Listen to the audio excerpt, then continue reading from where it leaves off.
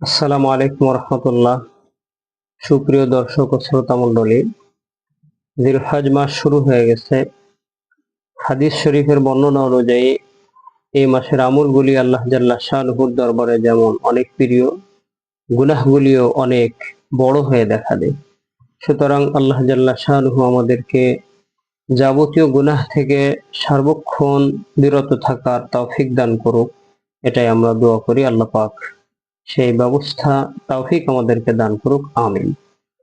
এই মাসের বিশেষ আমলের মধ্যে হাদিসে আসছে সেটা হলো বেশি বেশি তাকবীর এবং তাহমিদ, তাহলিল এগুলি পড়া।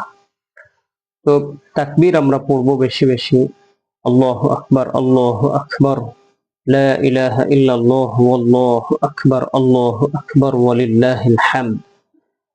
আবু হুরায়রা রাদিয়াল্লাহু তাআলা আনহু এবং আব্দুল্লাহ ইবনে উমর রাদিয়াল্লাহু তাআলা আনহুমা, এই দুই মহান সাহাবী জিলহজ মাসের প্রথম 10 দিন বাজারে যে মানুষের মাঝে উচ্চ স্বরে এই তাকবীর পড়তেন, যাতে করে মানুষেরা শুনেও এটা তারা স্মরণ করে এবং পড়ে, আর তারাও সাদাকায়ে জারিয়ার সওয়াব পেয়ে যান।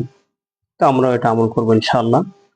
এবং তাকবীর, তাহলিল, তাহমিদ এগুলি, এই তিনটার সমন্বয়ে একটি কালেমা আছে যেটা আমরা বেশি বেশি পড়তে পারি। এটা আল্লাহ জাল্লা শানহুর দরবারে অনেক দামি। লা ইলাহা ইল্লাল্লাহ ওয়াহদাহু লা শারীকা লাহ, লাহুল মুলকু ওয়া লাহুল হামদ ওয়া হুয়া আলা কুল্লি শাইইন কাদির। আরেকটা বর্ণনায় একটু শব্দ বাড়িয়ে আছে, লা ইলাহা ইল্লাল্লাহ ওয়াহদাহু লা শারীকা লাহ, লাহুল মুলকু ওয়া লাহুল হামদ ইউহয়ী ওয়া ইউমীত ওয়া হুয়া আলা কুল্লি শাইইন কাদির।